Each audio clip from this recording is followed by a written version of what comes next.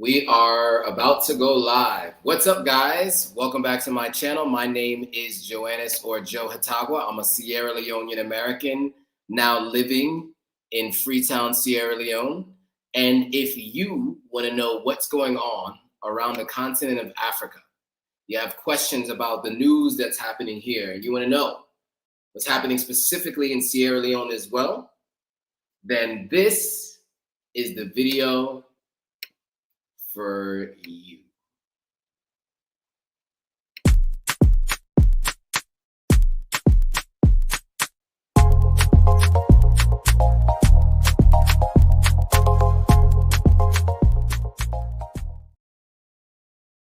All right. So we are live on YouTube, Instagram, Facebook, TikTok, Twitch, Twitter, or X, I guess the platform formerly known as Twitter, X. So we're live everywhere. Let me know if you can hear me. Give me a thumbs up so I know that you can hear me. Make sure you give me a thumbs up so I know you can hear me. And also let me know where you guys are watching from.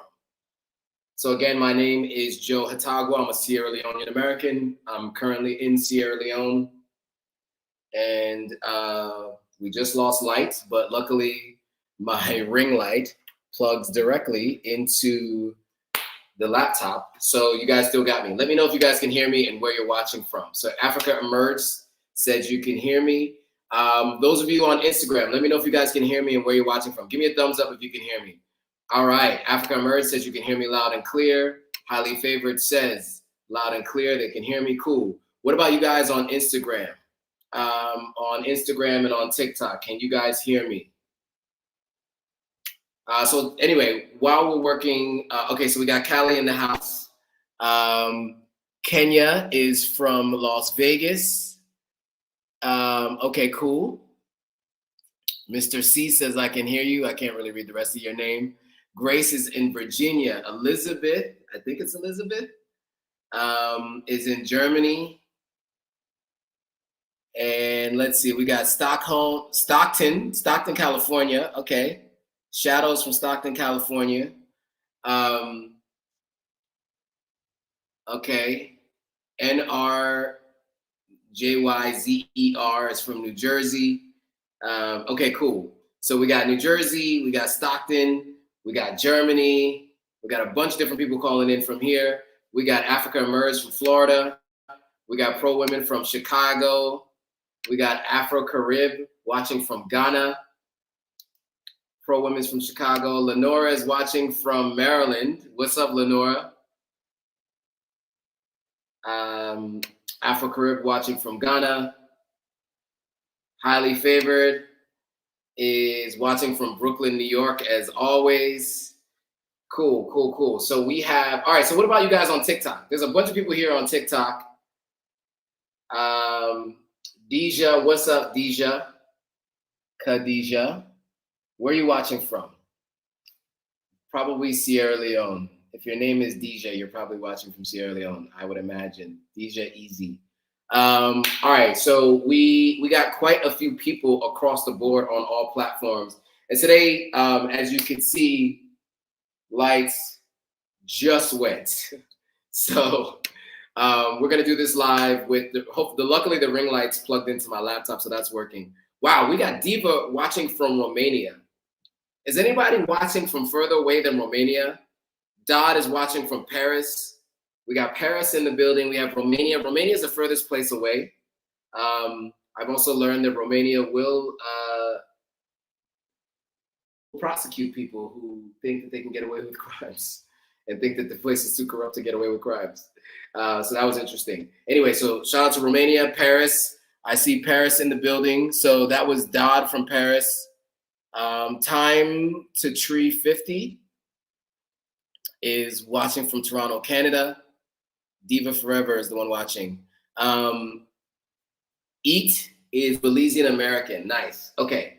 Highly Favored says, good people, please, when you come in, please like when you come in. Thank you. Yes, please like when you come in. I do appreciate that support. And light just came back, by the way. It's a miracle. Light comes and goes around these parts, but we got light again. So Some housekeeping before we get started. For those of you who are not as familiar with who I am, who don't know who I am, as I mentioned, my name is Joe Hatagwa. I'm a Sierra Leonean American. I'm currently in Sierra Leone at the moment. I lived in Ghana for 2 years, and I decided earlier this year to move to Sierra Leone. And we're going to talk a little bit about what I'm doing here in Sierra Leone to kind of give you a little bit of a background of who I am. And then we're going to get into today's content. So for those of you who are unfamiliar with me, you're going to get to know me a little bit now. Those of you who've been watching for a while, just bear with me. You know, some of this stuff you know, some of it you might not know, but I think it's just good to give you guys a little bit of background into what I'm doing here. Because, look, for someone to move from the States to West Africa, there's always a question of what you're doing career-wise, right? Like what are you doing to make a living? And beyond that, right? Like, how are you spending your days and what you're doing? So I think it's helpful for me to express this at the beginning of the live to kind of give you guys an idea of what I'm up to, in case there's any potential partnerships from anybody watching, or anybody who's in need of any of the services that I provide, or even beyond all of that. If you're just wondering what it's like for somebody who grew up in the West to move to West Africa, that is what we're going to review today. So with that, I'm going to share my screen. Now, I must say, I was on the phone with my sister for about 45 minutes prior to this. So I'm not too sure I was able to get to everything I wanted to get to. So you guys are going to have to bear with me if there are some like typos or mistakes in the presentation. Because it's been one of those long days where a lot was going on. All right, cool. So sharing my screen. Now, for those of you who are watching on TikTok and on Instagram, if you want to see what's on my screen and you want to follow along with the comments that are going to be coming up and that I'm going to be sharing on screen from YouTube, Facebook, LinkedIn, Twitter, and Twitch, then for those who are on these devices in these two areas that I'm looking back and forth to you guys, in my profile, in the description, there's a link. You click that link, that goes to my link tree. The very top link that's there says join me now on YouTube Live. So if you want to join me on YouTube Live, you can just click on that link in the link in my profile. That'll take you directly to the YouTube Live so that you can watch along live and comment live on YouTube.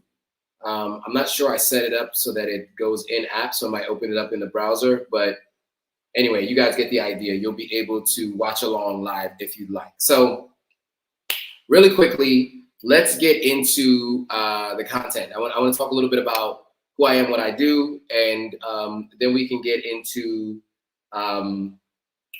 the topic for today. So I consult a bit about moving to West Africa.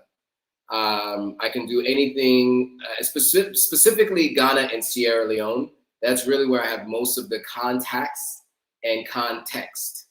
As I mentioned, I lived in Ghana for 2 years, and I've been able to understand what it's like to work in Ghana full-time for a year as an employee of a Ghanaian-based organization. Even though it was an international organization, we were paid in Ghana CDs. I had to have a Ghanaian bank account. I was a resident in Ghana. And so I've lived that life as a resident in Ghana. And I rented an apartment. I've stayed in Airbnbs, all of that. So that I can help you with, right?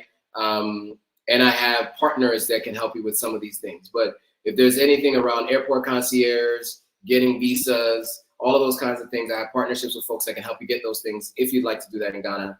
Outside of this peak season right now, we're still offering visa on arrival in Ghana. Lifestyle consulting, restaurant recommendations, nightlife, touring, hotels, Airbnb recommendations and tips, all of that. If you want to move to Ghana, I also have assistance services with that. So any real estate services, buying or renting, also and building in Ghana. I have partnerships with folks and also my own personal knowledge that can help you with that process. Business registration services, we can help with that. Residency services, we can help with that. Consulting for moving or visiting Sierra Leone are also things that I can do. So if you're looking for finding land, you want to understand what the process looks like, finding a contractor, all of those things. What I did because the property I am in right now has been built from scratch. And so I know the process, you know, going through and purchasing and acquiring the land, going through, you know, the city to get it registered and get the conveyance done and all of that.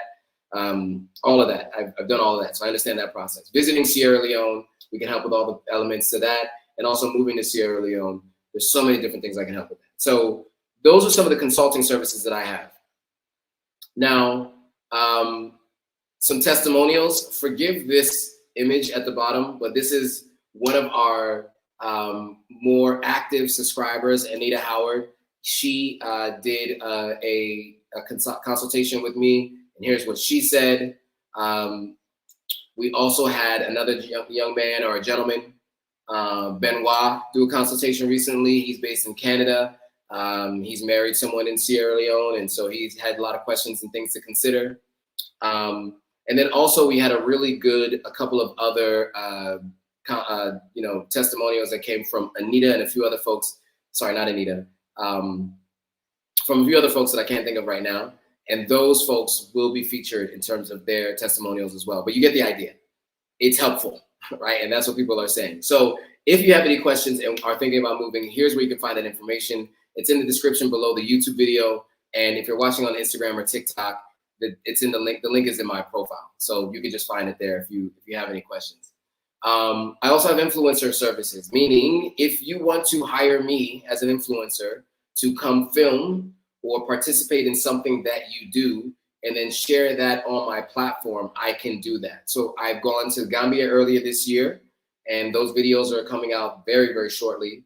I've also gone to Tanzania earlier, like a month ago, and those videos are coming out immediately following those Gambia videos. And so that's where the influencer services come into play. So they brought me in to do content. I also can do talents related things. So on-camera host, live stream host, panel moderator, all those kinds of things. I can host webinars for you, seminars, etc. Keynote speaker. Also in-person services, as I mentioned. Social media consulting. So I think this is important to know. I have over 280K followers across all platforms, right? So if you want to build your platform and you want to talk to me about things that you can do to help you build your platform, more than happy to consult with you on an hourly basis. So that's something that I do as well. So if you want to do that, you can absolutely do that with me, and I can help out with that. I'm across all platforms. My two biggest platforms are Instagram and Facebook. 192K on Instagram now, 46K on Facebook now, a little over 20K on TikTok.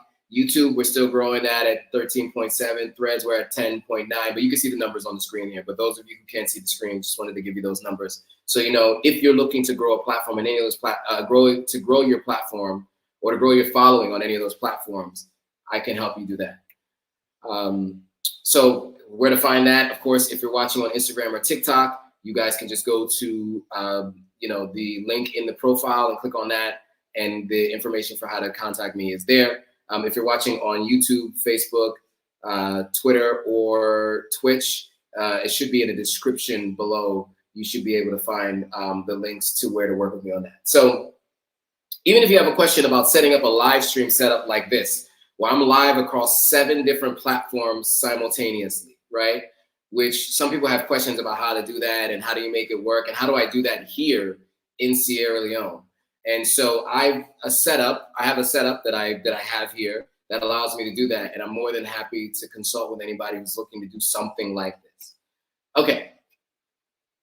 Lastly, Instagram promotions. If you want to promote your brand and get it in front of the likes of Taraji P. Henson and many others who are followers of the Authentic African platform, a way to do that is to email me. We do have pricing that I could send you and let you know how much it costs if you want to do some Instagram promotion.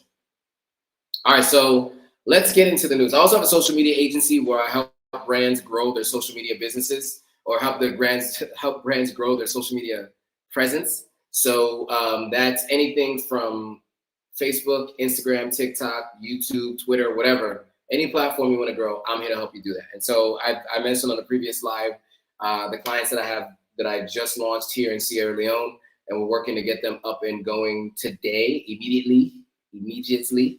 And then also, of course, I've had a social media agency in the States. Okay, so that's the background.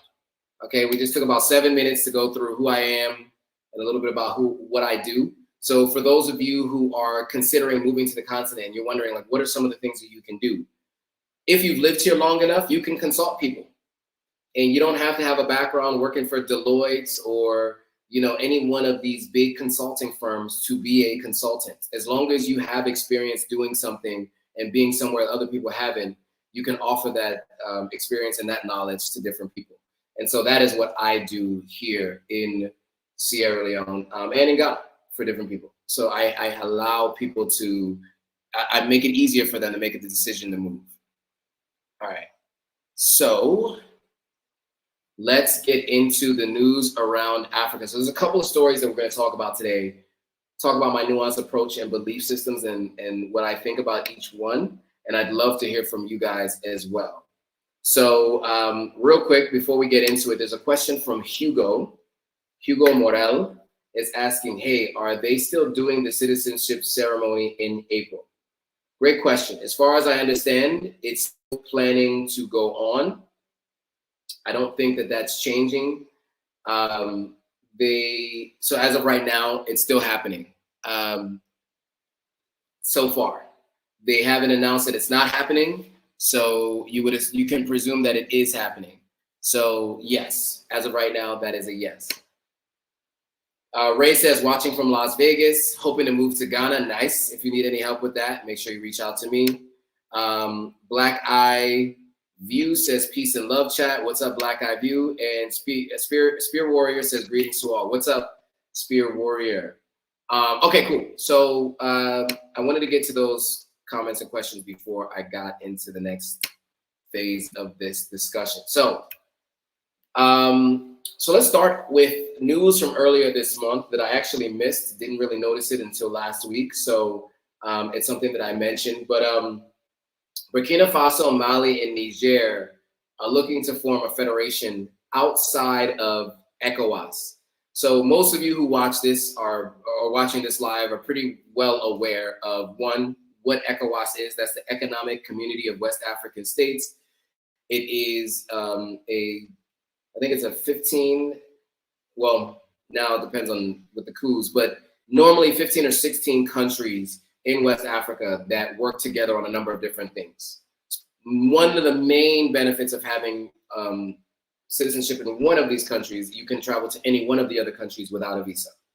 Now, already the Gambia allows you to travel without a visa anyway from any country within Africa, but the rest of the West African countries, you do sometimes need visas from other countries to enter those countries. And so having an ECOWAS passport or a passport from one of the ECOWAS countries allows you to go there. So that's the Economic Community of West African States. Separately from that, for those who may not be familiar, Burkina Faso, Mali, and Niger all had coups, military coups, so a coup d'etat, right? Where someone has taken over, removed the president from power forcefully, and they have taken over as head of state. And it's happened in these three countries all within the last 4 years.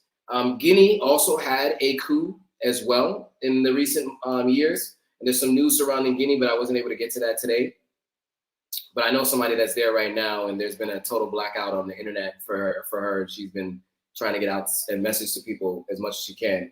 But anyway, what I thought was interesting about this story is there has been widespread condemnation of these three countries with the coups and the removal of what some people dispute, but what they say is democratically elected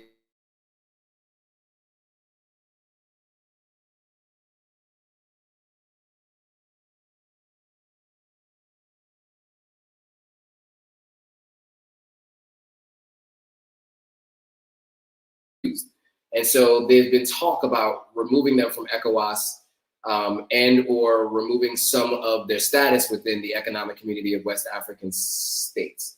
So they then, the foreign ministers of Burkina Faso, Mali, and Niger, came together to start talking about creating a confederation as part of a long-term goal of uniting them as neighbors, because they all do connect. They're all connected. They actually literally physically touch each other as 3 different countries. The top of the diplomats of the Alliance of the Shell States met earlier this month. And so the idea was to emphasize the importance of diplomacy, defense, and development, and to consolidate political and economic integration. Now, the defense piece is interesting because one of the things that the French, and these are all former French colonies, by the way, one of the things that the French were saying was the benefit of them being in these countries was French troops were working with the local troops to stave off some of these radical groups that are in the outer provinces of these countries that have been linked to terrorist organizations. And so one of the fears of these, the removal of, like, let's say France and some of the other foreign militaries that are there supposedly to help, is that would these militaries be able to stave off these guys alone? It looks like they've been able to continue to do it, and now they want to work together to attempt to figure out how to continue to keep their defense against these radical groups that are in their countries. And also a big part of these coups were the fact that there were a lot of people who didn't actually feel confident in their leadership being able to stave off these groups, and they felt like military leadership needed to be in place. Much like in other countries, you'll notice that countries that have dealt with conflict a lot, like strict law and order people in place of leadership, right? One of the things you talk about with China, right? China throughout its history has always been in conflict within and with its borders. Russia, same thing. And so you find that they have chosen, I guess at one point, leadership that has been really like focused on law and order, and many people love those heads of state. And so you find similar stances on the continent of Africa when you have issues like security as one of your issues. And so we'll see if this federation becomes a federation and if it grows, right? Because Guinea also had a coup, was also a former French colony, but they weren't included in these discussions. And so, you know, obviously Sierra Leone had a recent coup attempt, as you all know. I was here while it was happening. And so there are some conversations and some questions around whether or not they could ever be successful in doing so. And would they try to attempt to do something like this? You know, as I mentioned before, I'm not a fan of being in a country where a coup happens. Let's just be very clear, because I think a lot of people have I get really excited about coups when you're far away from the action. When you're in the country, it's not exciting for a coup to be happening while you're in the country, or in a coup attempt. I can tell you that much for sure.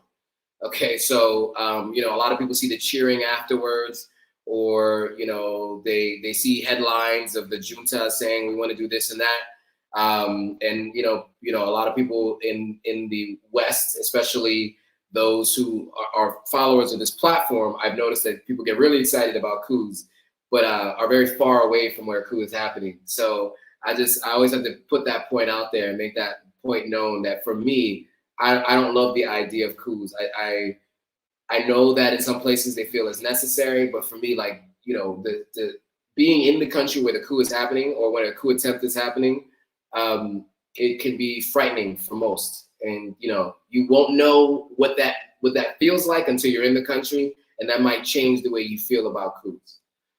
Before we move on to the next story, let's see if there's any thoughts from anybody in the audience watching. Okay, WM Mustafa says you agree. Nice, you agree with what I'm saying. Cool. Anybody on TikTok or Instagram who have any thoughts on that? Sorry, just scrolling through quickly because so many people jump on. Anybody on Instagram? Will Iman Selman says, is it true that there's people to help you out financially in Nigeria? That is a very broad question. The answer to anything can be yes, right? Technically, the answer to anything can be yes. But the answer to that could also be careful who you are taking any help from, right? especially in countries that are known for, having some of the highest IQs, which means that sometimes those folks can use their powers for evil. So some of the smartest folks in the world are Nigerian, but also, which means some of the best at duping people can be Nigerian, just like some of the smartest folks in the world are Indian. Indians have been known to have call centers where they do those kinds of illicit activity as well. So I don't want the Nigerians coming for me. I always have to mention that Nigerians are top 5 smartest people in the world. I used to do that before I even heard about the IQ that they talked about, IQ tests that they had been talking about, and just how they've been measuring these kinds of things. But of course, some people are just more known for certain things that they do, even though they can do so many more other things. It's just something to look out for. All right. Africa Emerged says, wrong move by these leaders. When are you going to unite? Why are these military coup leaders doing? I guess, what are they doing? They seem to think that this is the best move for them in their country. Like I said, I don't love the idea, but I also am not in their country, and I can't speak to, if it's going to be a long-term benefit to their countries. It may be. There have been other military coups previously on the continent of Africa that the West has not supported, but have actually impacted those countries positively overall. And then overthrowing of those leaders led to those countries spiraling out of control. Specifically, Libya is an example of that, right? And so there are many different belief systems on all different sides about whether or not Gaddafi was a good person, but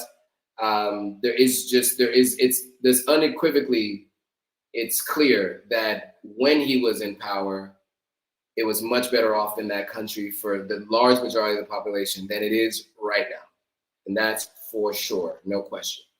So Africa Emerged says, they are trying to stay in power. Those who support these coups will come to regret it. We'll see. I think that is one belief system that folks have. Some people believe the opposite of what you believe. But I think only time will tell what will actually happen in these countries. MWM Mustafa says, hush puppy. Yeah, I'm going to do a video on scams in Africa, and hush puppy is definitely going to be brought up. Okay, so MCPH something. Sorry, I don't want to mess your name up, but you had a really good point. He said the prime example was Burkina Faso with Sankara.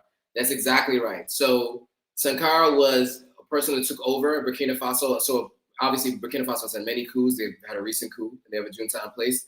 But Thomas Sankara, it's Thomas Sankara, right? I'm okay with making mistakes sometimes, but Sankara took over the country of Burkina Faso and had a lot of great ideas.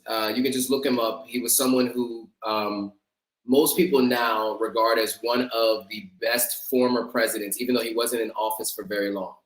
Unfortunately, there was a military coup that was sponsored by external parties, if I'm not mistaken, that took him out. He was, I'm not sure if he was killed in office or removed, then killed, but I'm pretty sure he was killed while in office. And it's just one example of someone who looked like they were going to turn their country around, and the West didn't approve of it, and they took him out, right? And so that's one of the things that we have to keep in mind, is that wherever you are, the news that you might get is going to be based on the country that you're in, whether or not they support the former head of state or they support the person who took over recently. So the United States has always said, well, has not always said, but over the last 20 years said they do not support regime change, meaning they don't support someone coming in and taking over and just taking over and removing people, right? However, in America's history, it has supported regime change. Another president who was taken out unceremoniously by a coup which is in the opposite direction of what people who agree with these coups is Kwame Nkrumah, who was the first president of Ghana. And the American CIA, which is public information now, you can see, was responsible for helping to finance the opposition party that threw Kwame Nkrumah out of office while he was away, asking the United States to get out of the Vietnam War, if I'm not mistaken. And in fact, he was not able to ever come back to Ghana. The next time he returned to Ghana was his dead body was returned to Ghana. He actually, if I'm not mistaken, died in Guinea. He ended up being the co-president of Guinea when Guinea first got its independence, which is a rare sight to have co-presidents, but he was a co-president of the country of Guinea because of how impactful he was in Ghana. So coups have happened in different ways, right? So the West will say they don't support regime change, but obviously they supported, removal of Gaddafi. In Africa, they've supported the removal of Kwame Nkrumah, and that's public knowledge, right? Obviously, they supported the removal of Saddam Hussein in Iraq, and I'm not saying I supported Saddam Hussein or anything, but that is just the case, right? But the United States also says right now they don't support regime change or support the idea of coups. So, it's just something you just should all know as people who live in the world, especially who live in those countries, and just get an understanding of the things that are happening around you.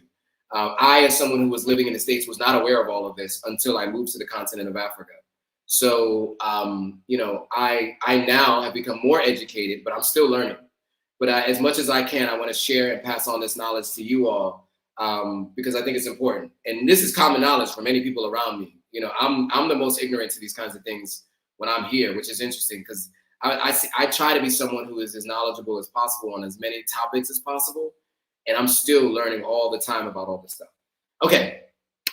Ray says they don't support regime changes when they've installed, when they've installed someone that they don't support, I think is what you're trying to say, but it's just your opinion. Yeah, that's Ray's opinion. Okay. Yeah. And so, and I don't want to make this like bashing the United States, right? Because I always like to mention too, I myself am a dual citizen. I was born in the United States. Okay. So, CIA don't come after me. Right. I am grateful for what I was able to have happen in my life while living in the United States, career-wise, personal growth, all kinds of different things. I just want to state what people don't know to make sure you guys are aware of the things that happen, because these things aren't discussed as often in the news or amongst conversations that I understand are happening around the dinner table. So I try to make sure that you guys understand that information, and I give you what I am learning. All right, so anyway, we'll see what happens with this federation. If it ends up being a net benefit for these three countries and for West Africa in general, we will see. Also, ECOWAS met to set up a committee to negotiate with Niger to return to civilian rule. So I'm going to play this story for you guys so you guys can just hear it a bit. This is from Africa News, and they basically just spoke to them meeting on December 10th. So this is what, the 11th? So this was yesterday. They met in Nigeria, which is in Abuja, in Nigeria, which is where all the politicians are in Nigeria. And the president of Nigeria is also the head of ECOWAS, that he was voted by the rest of the Economic Community of West African States. And so many met there to set up a committee. Because remember, ECOWAS has been vehemently against this overthrow in Niger. And so ECOWAS has really been there. So as you can see in this picture, you see President of Ghana, Nana Akufo-Addo. I always mess his name up, but I see him here. I recognize him because I was in Ghana for a couple of years, so I know who he is. So you see him here. And so let's just watch the story and see what they're saying.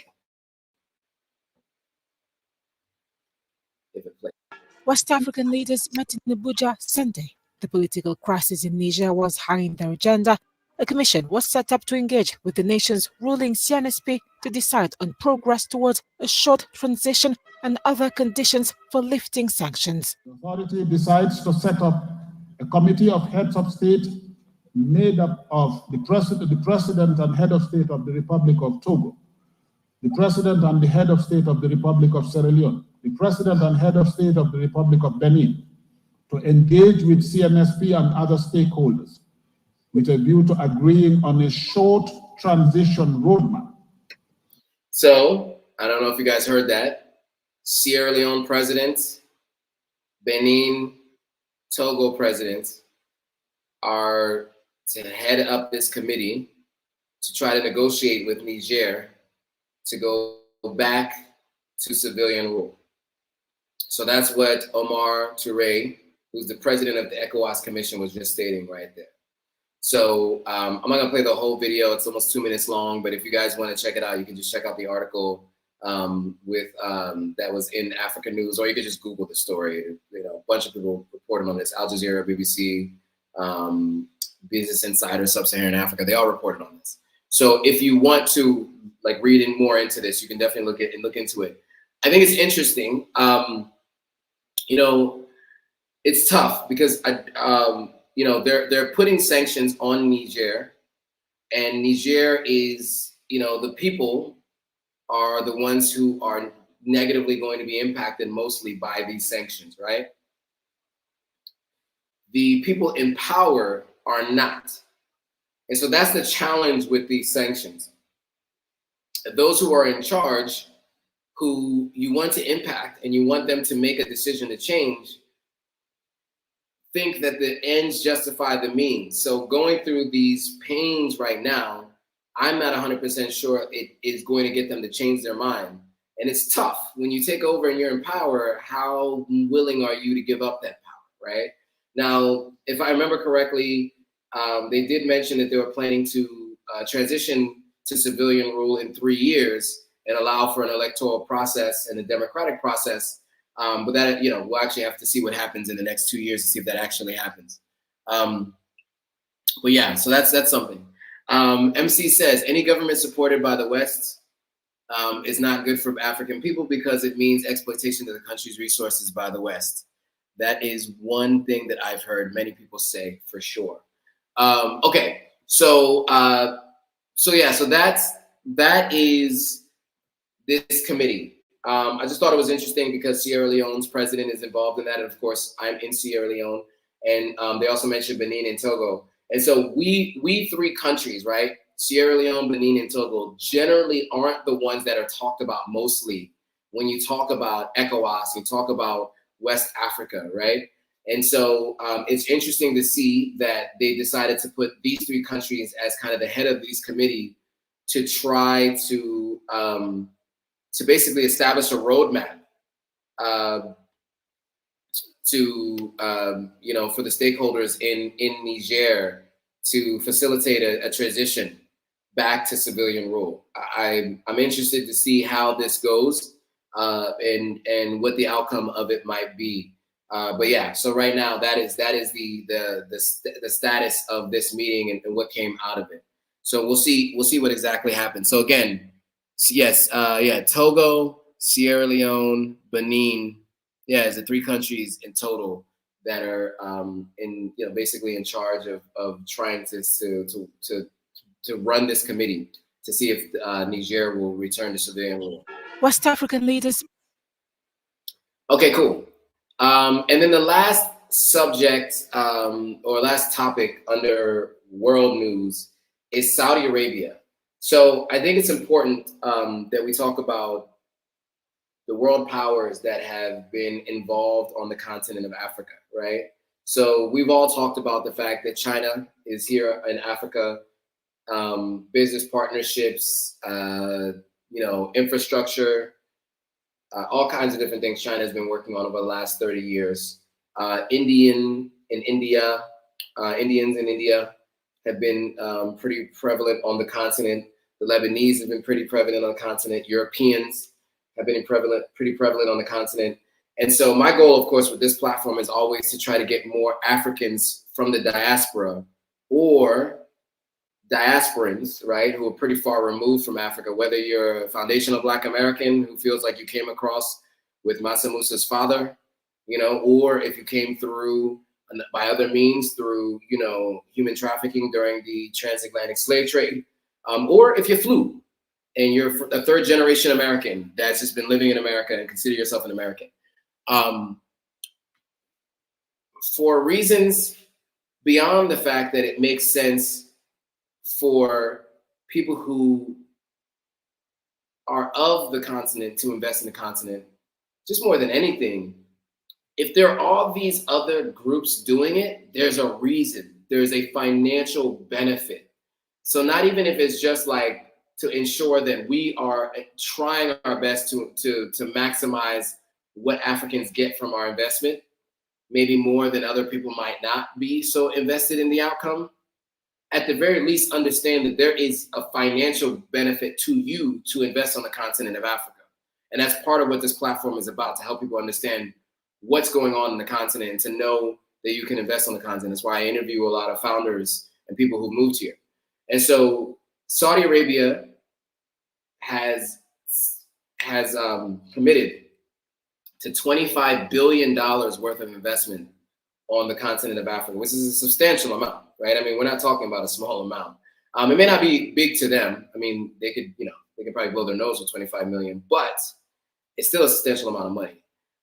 So let me just read kind of what it says here. So Saudi Arabia will invest some 25 billion in Africa by the end of the decade as part of its Vision 2030 economic transformation plan. This comes as Nigeria declares that it expects immediate multi-billion-dollar investment from Saudi Arabia after signing a deal with the country following its first Saudi Africa summit. So there was a Saudi Africa summit sometime last week. And so according to the SPA, more than 50 transactions and preliminary agreements were inked during that summit in industries like tourism, energy, banking, mining, and logistics. So there have been many summits that we've talked about. We talked about the Russia-Africa summit, right? We talked about the summit at the end of last year where a lot of Africans were in the United States, right? By far, this seems like the summit that had the most transactions in place or agreements. 50 transactions and preliminary agreements were inked. You know, coming out of the Russia-Africa summit, I think there were 4 major ones that they had talked about, right? That we talked about on live. The America Summit, I can't remember how many came out of that, but I mean, this is a pretty substantial amount. And so if you can see Saudi Arabia is ready to invest, then that means the rest of us need to get on it, right? We need to work collectively to figure out how we can benefit from Africa's growth and also ensure that we can balance some of the potential negative outcomes that can come from many of the agreements that are coming. And I'm not speaking to Saudi Arabia, but specifically all the investments that are coming in and you know, predatory loans, et cetera, right? I think that these are things that are going to be really important for us as a collective group. Those of us who watch this live, who share these kinds of sentiments and conversations in your personal lives, to work together to figure out how we can all be a part of Africa's growth, right? And that's part of the reason why I do these stories, right? I like to explain to you what's happening on the ground, but then also things like this, so you know what's going on. And I posted this on my Instagram page as well. So I always try to like just make sure you guys know what is happening, because this is really important stuff. All right, so before I move on, let me see if there's any questions, comments, concerns.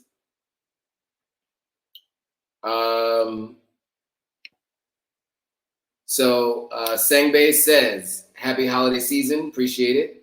Okay, Mute says, it's strategic to send Benin, Togo, and Sierra Leone because Benin and Togo have parts which they can allow Niger, Mali, and Burkina Faso to use.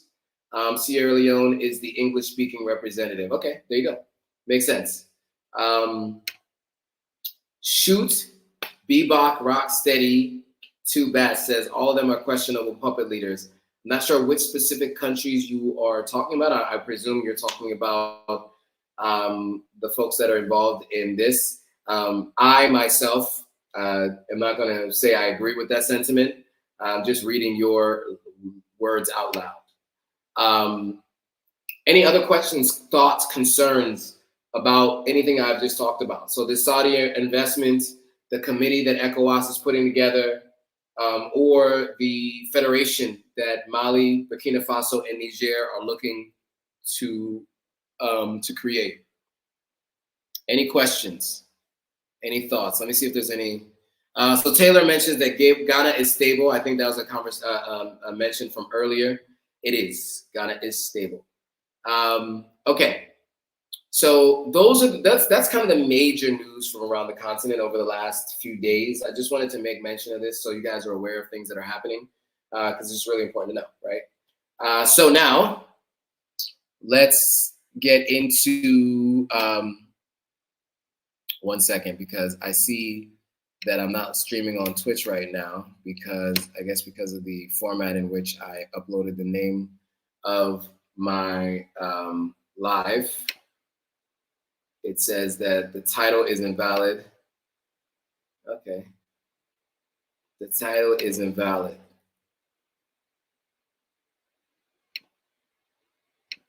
Okay, well, anyway, let's get back to this. So no questions, comments, thoughts about anything else that we just talked about? I'll catch it later if there are more. Sometimes I know there's a bit of the day. So let's go through some of the news in Sierra Leone. So couple of news stories that I want to talk about here, and I think they're kind of all related. And well, two are related, one is not. So let's start with some good news, and we're going to end with some good news as well. So Shaka Stevens, known locally here for the ball-in parties. So if any of you have been to ball-in parties, you know what I'm talking about. And Thoa, which by the way was thrown on Saturday. The House of Africa.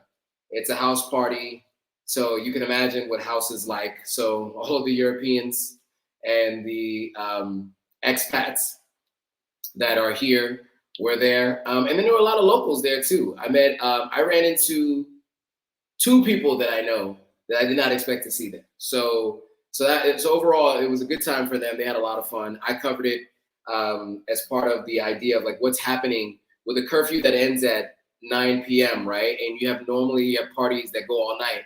How have people been able to get around it, right? And so what Saka did, which was really smart, is he moved the time of the party from, kind of like, I don't know, at night, dusk till dawn or whatever. He did it from 11 a.m. to 7 p.m. for those people who want to party, but then go home in time for the curfew. And then, of course, people could stay overnight in tents or in the hotel that was associated with it. So you could stay all night and don't have to go all the way back home for the curfew. You could actually party all night. I know at least two people who partied all night. I knew other people who came and left. And so I know at least three people who partied all night, actually. So he's been known for the events that he throws here. But he also has been throwing these bowling events around the world. He's the grandson of the former president of Sierra Leone, Shaka Stevens. It's Shaka Stevens Street here in Sierra Leone. His grandfather was one of the founding members of the party, the APC party here in Sierra Leone. And so anyway, he's not involved in politics at all, except to, got him. So except to do this deal for Chevreau Island, which I think is really smart. So he and Idris Elba have gotten together, and they're working on basically building a smart city in Sierra Leone on one of our islands, Chevreau Island. And the goal is basically to make it the Dubai of West Africa, right? That's the goal. And, when you are working on something like this, it takes a really long time to do. I interviewed Shaka last December about it, and he was still in the early stages. I mean, he had started talking to investors. They had a website up. You guys can see that. I didn't put the video out, though, until about 5 months ago. And so you guys can see that. And then there were some updates since then in terms of just like further discussions and more investments that he's been looking into, and et cetera.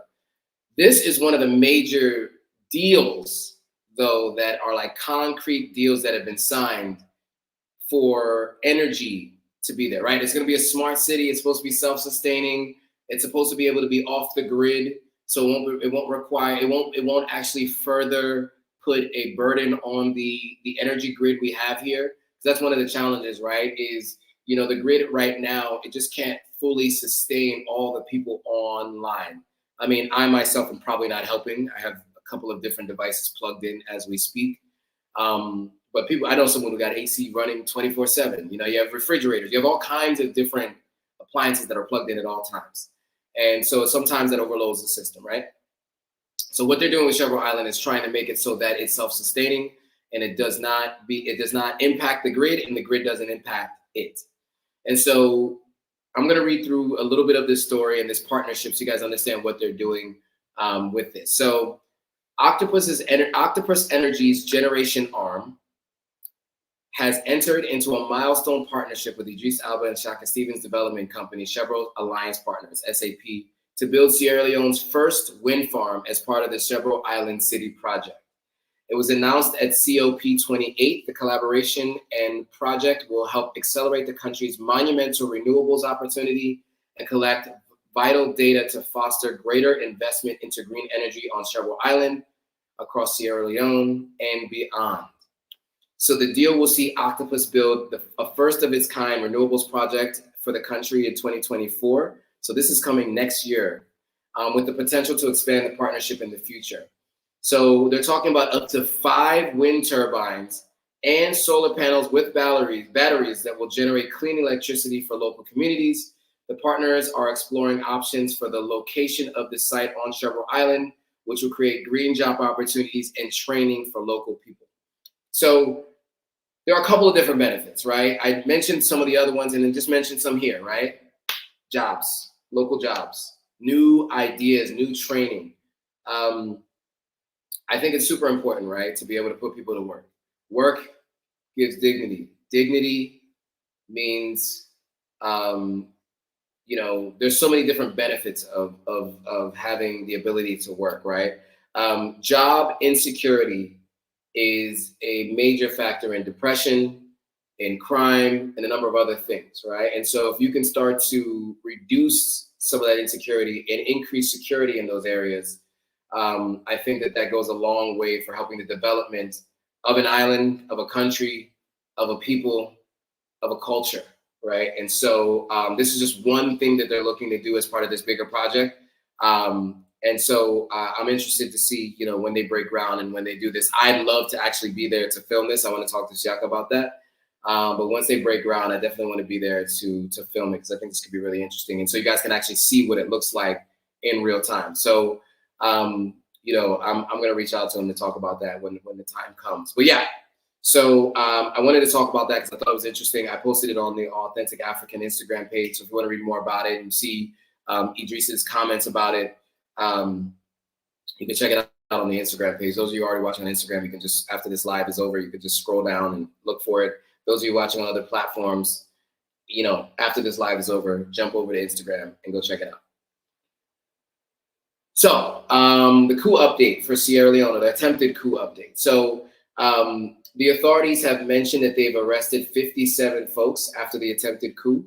You know, 43 new arrests were in connection with the attempted coup attempt, which brought 57 to the total of 57. The latest figures were published on the 28th of November, so it was a while ago. That only showed 14 people that arrested, including 13 soldiers. So since then, there were a number more people arrested. Now, if I'm not mistaken, there were 36 people that were wanted. And as you might have remembered, over 1,500 people escaped from prison locally here in Freetown, right? And so obviously figuring out how to find those people and, you know, apprehending them and getting them back into custody has been a challenge. And I think that's part of why the curfew has been in place, right?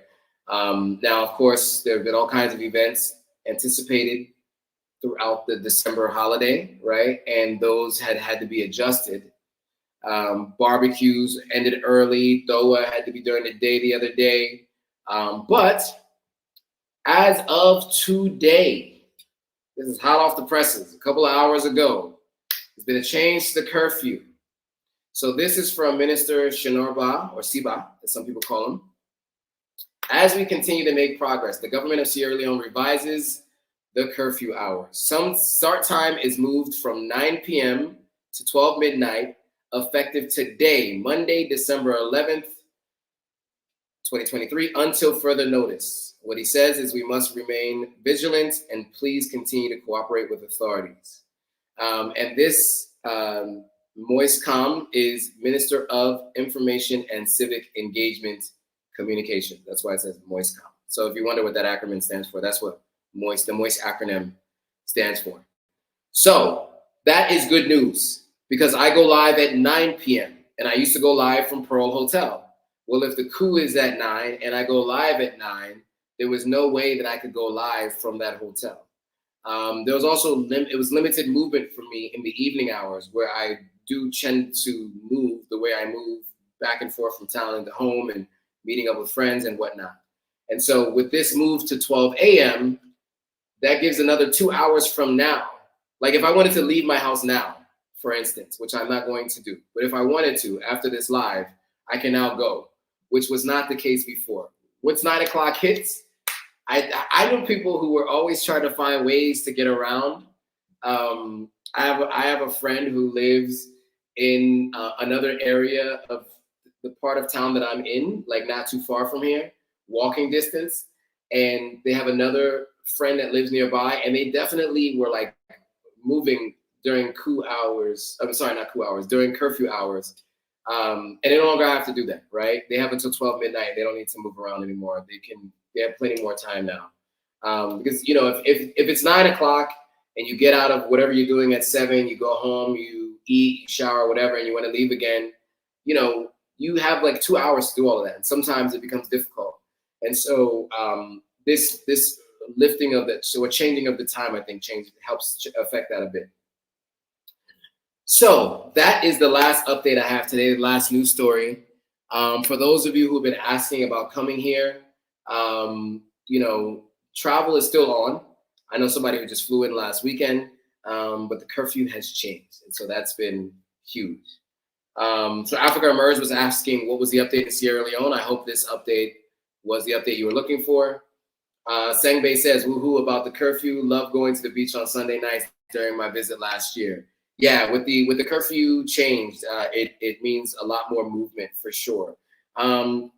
Sierra Leoneans, we like our enjoyment. So, you know, of course, I would imagine people are expecting the curfew to be lifted completely and indefinitely. But it's good that it's at least till midnight if they're going to keep it, because it allows for people to be able to move a little bit more freely, and you know, businesses won't have to suffer as much. They'll be able to just have to like maybe do happy hours or do things a little bit earlier. I was just mentioning to a group of friends of mine that maybe we're gonna have to start looking at barbecues, you know, so that people can get together still. But you know, obviously the nightlife aspect is must have just changed. Okay, cool. All right, any questions, comments, thoughts before we go? Let me see if there's anything else that I might have missed. Maya Torres says, do you have a resource list, books? On what topics? That's a good question, and maybe I should have a resource list, a list of books. Let me know what topics you mean, and I'm more than happy to let you know, but I don't currently have a resource list, no.